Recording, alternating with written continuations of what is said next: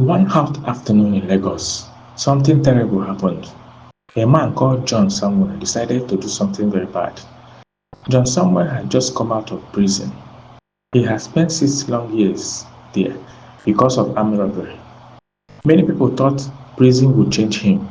They thought they thought that maybe when he came out, he would try to live a good life. He could have started afresh. He could have worked hard. He could have stayed away from trouble. But John did not change. His heart was still dark.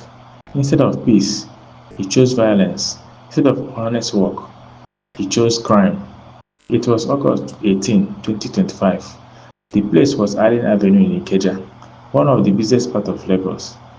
Traders were calling out to customers. Cars were honking. Motorcycles were rushing through traffic.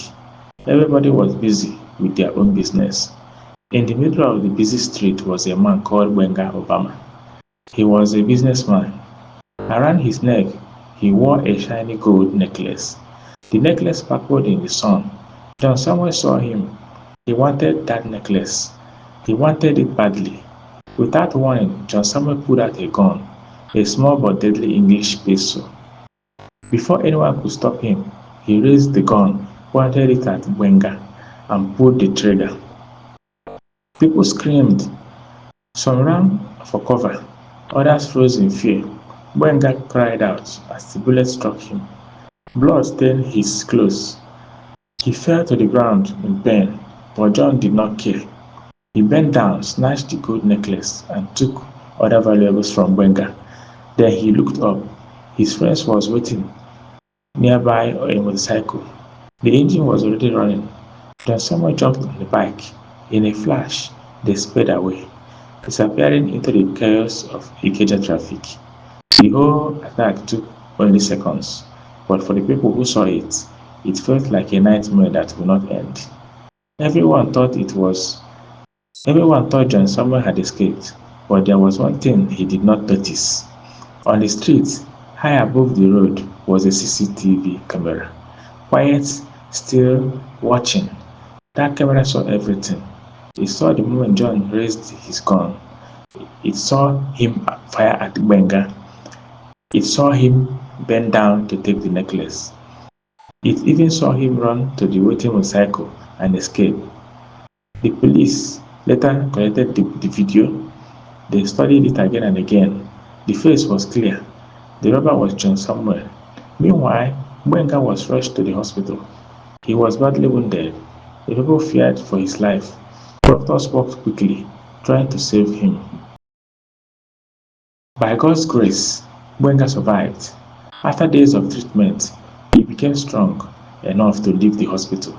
His life has been spared, but he would never forget the day a stranger's bullet almost ended everything. The police now had their suspect, and John Samuel was no stranger to them. They already knew him very well. He had been in their records for years. He had a reputation of being vicious. He was the kind of robber who shot first and stole later. He had just been released from prison in August, and instead of keeping quiet, he went back to crime and became even worse. The Lagos State Police Command decided they could not allow him to continue. They began their hunt. Day after day, they followed every clue. They listened to whispers on the street. They traced his movements. They watched the places he used to visit. Slowly, carefully, they closed in. Then, they discovered something important.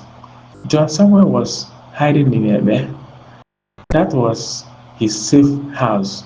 That was where he thought no one could find him. But the police were already on his trail. On September 19, 2025, at exactly 2 p.m., the police made their move. Operatives of the Lagos State Police Command surrounded his hideout in Ebe. The officers were ready. The tension was high. Everybody knew this man was dangerous, but the operation was quick and successful.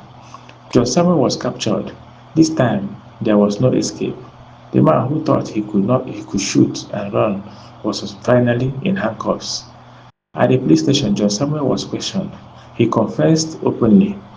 He said he had sold the stolen gold necklace for only 4 million naira.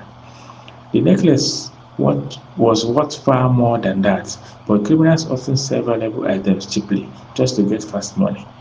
His confession sealed his fate. The evidence was complete. News of the arrest spread across Lagos.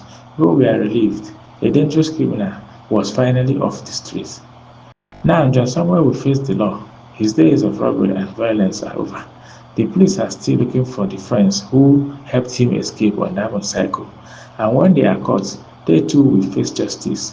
For the people of Lagos, this story is a reminder: no matter how fast a criminal runs, the law is always faster. And for every person thinking about choosing this path of crime, the lesson is clear: crime does not pay.